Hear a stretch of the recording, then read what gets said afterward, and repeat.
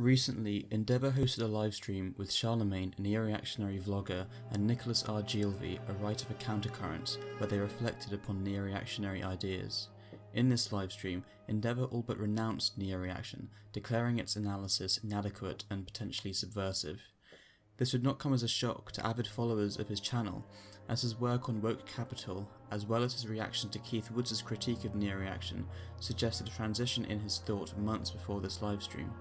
Now, I like Endeavour. I think he makes some good videos with some great insight, but that just made his more recent livestream disappointing because some of the points that he raised seem to be totally inconsistent with his video catalogue, and despite keeping the signifier in his Twitter bio, it would surprise me if he still considers himself a neo-reactionary.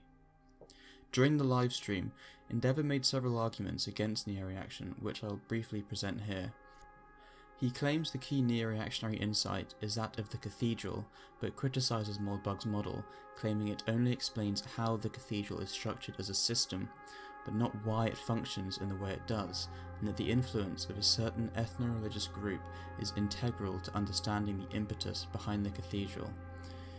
Endeavour continues, describing Moldbug's solutions as trash, declaring that neo-cameralism is an insufficient political program for reinvigorating the West, and that we already live in a form of it today. Finally, he rejected the clear pill, which, despite Charlemagne giving an eloquent defence of, I will also briefly touch on. I hope to explain here exactly where I believe Endeavour has gone wrong, and present a convincing neo-reactionary theory of politics to prevent more people from adopting what I consider a more myopic and reductive perspective. Firstly, I will argue that we can only understand the world of today if we educate ourselves on the history of the cathedral and recognise its roots in liberal Protestant theology. I will address criticism of neo-cameralism and dismantle Endeavour's comparison to today's regime. I will also defend taking the clear pill. And finally, I will argue that overemphasising ethnic conflict is reductionist and doesn't have much explanatory power when considering why the West is in the state that we find it today. First, the cathedral.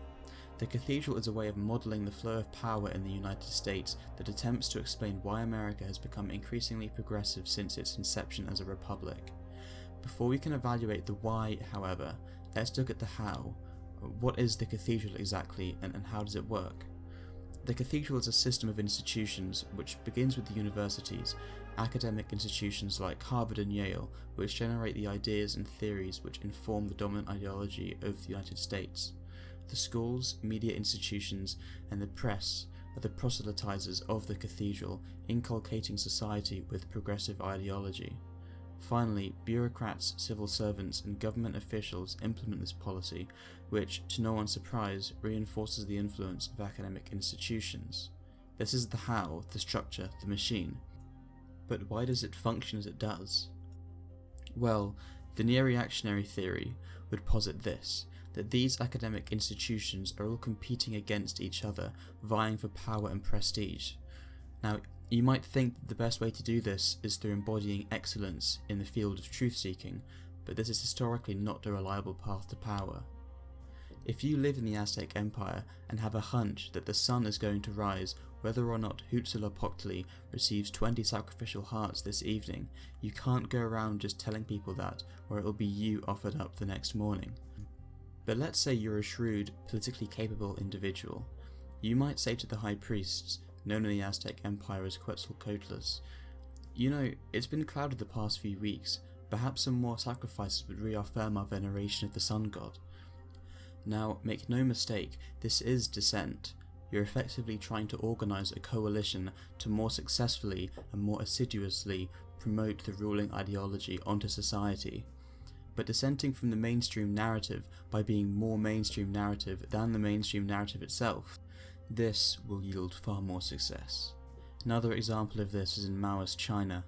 If you're a party official, the one reliable way you have of advancing your position in the party is by sending more letters of adoration to Mao than anyone else. Sure, productivity dips and the party suffers, and social cohesion shrivels up and dies, but you personally might be better off for it. So, back to the West. We have no dictator, and no unifying religious authority, and yet we are still ideologically straitjacketed to progressive liberalism. So what can explain this phenomenon?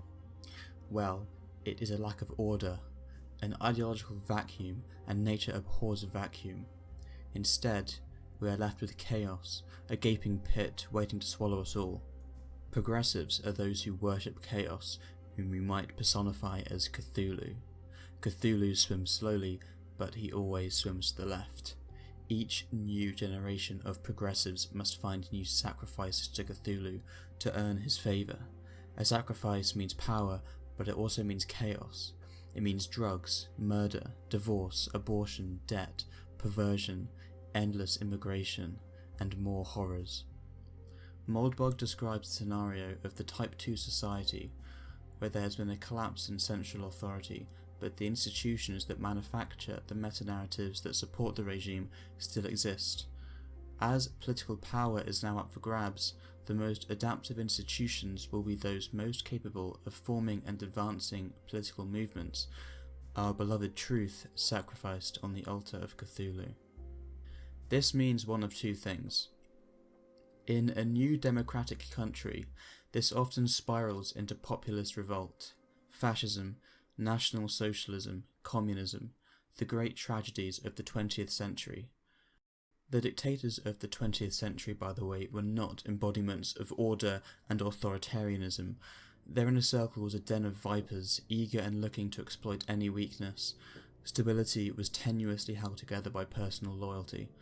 Similarly, in the Aztec Empire, the emperor would have loved the modern forms of control we have in the West today, and instead his position was all too precarious, relying on the allegiance of his lords and the people.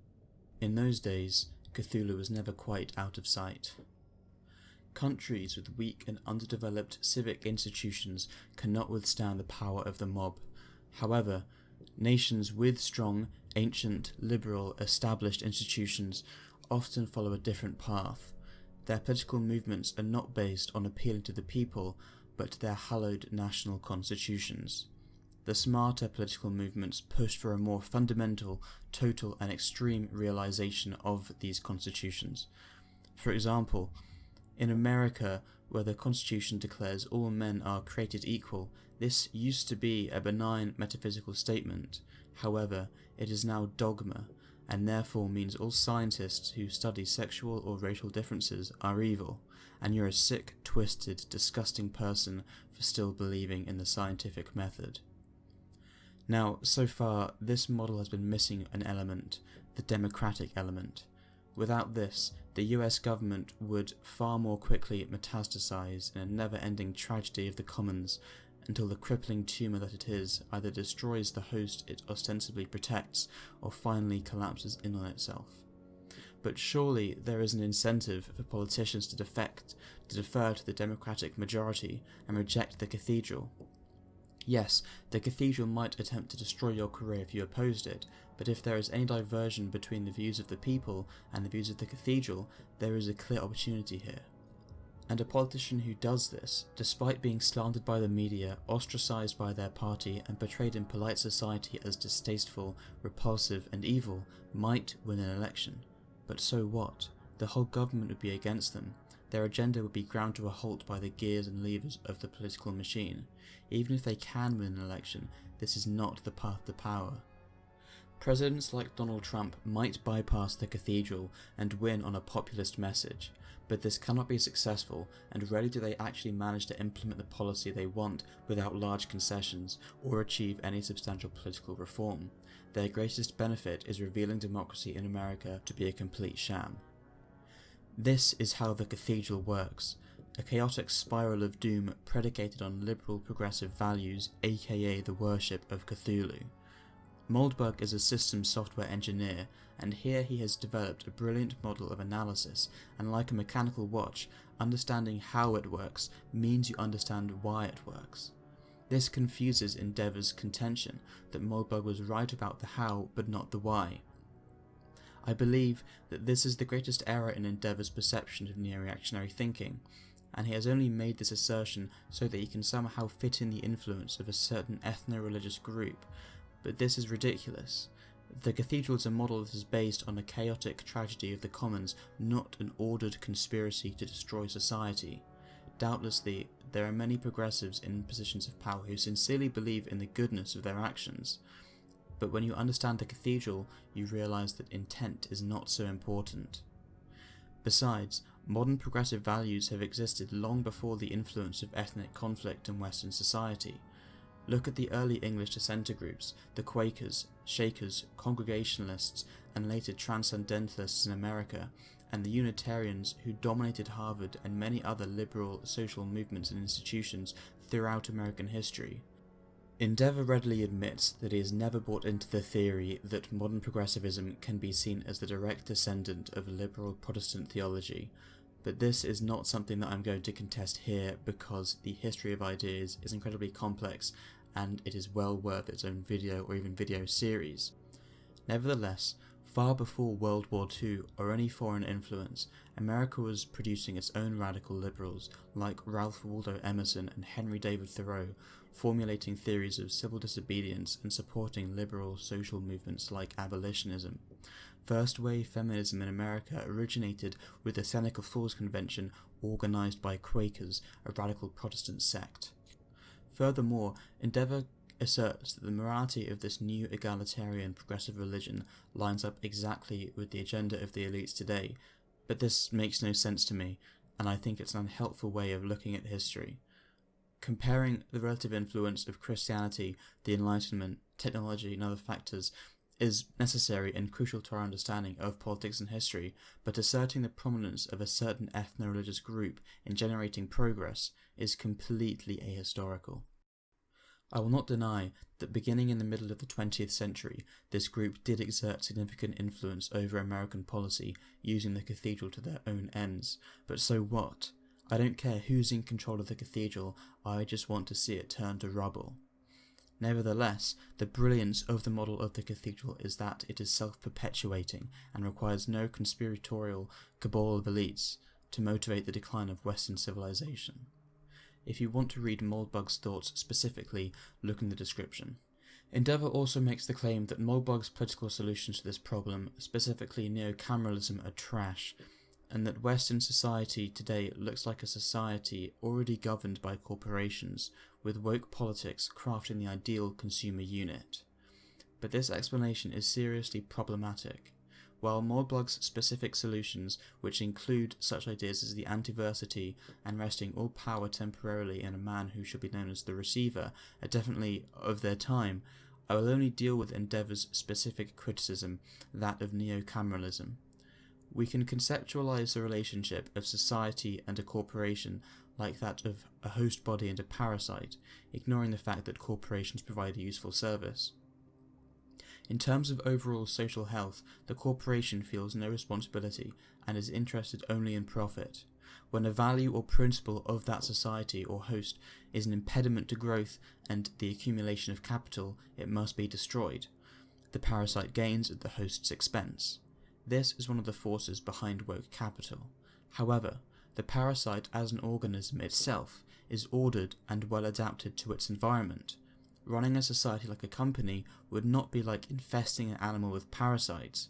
It would be like stripping the animal of all deleterious features, such as subversive and blood-sucking hostile interests, e.g. parasites. To give you an example, if the US was run like a corporation, increasing productivity would be the ultimate incentive for any leader. Therefore, diversity and inclusion quotas would be consigned to the dustbin of history. Productive members of society would be rewarded, communities would be designed to promote the greatest health and well-being of the families that constitute them. This means promoting marriage as an institution, high birth rates, shared cultural values, choice for the consumer on where they want to live and to whom they might sell their property. Perhaps there would be immigration, but under patchwork, some societies would undoubtedly have different border controls, and depending on your ethnic favoritism, nothing would stop you from choosing to live in a more homogeneous or heterogeneous society, or indeed school, suburb, place of occupation, etc. Like in any capitalist society, there will be corporations who want you to consume their products, but the manager of such a society would have an incentive to not reduce all his citizens to an ideal consumer unit, instead ensuring they are healthy, capable, and productive. Some other criticisms that Endeavour made were that Cthulhu doesn't always swim left, that it is possible for societies to drift rightwards, and I certainly agree, but as Charlemagne points out, in the context of this comment, Moldbug is talking about the American society and other post-Enlightenment liberal democracies. Finally, I will make a case for the clear pill, a concept that Endeavour firmly rejects. Although Charlemagne provided a brilliant explanation of the clear pill on stream, I thought I would just add a couple of things. The clear pill is not about completely disengaging with politics, it's about thinking critically about partaking in activism and resisting the urge to make, in retrospect, foolish and ultimately counterproductive decisions. The idea of the clear pill is especially directed to the normie conservative readers of the American Mind, but also progressives and fascists.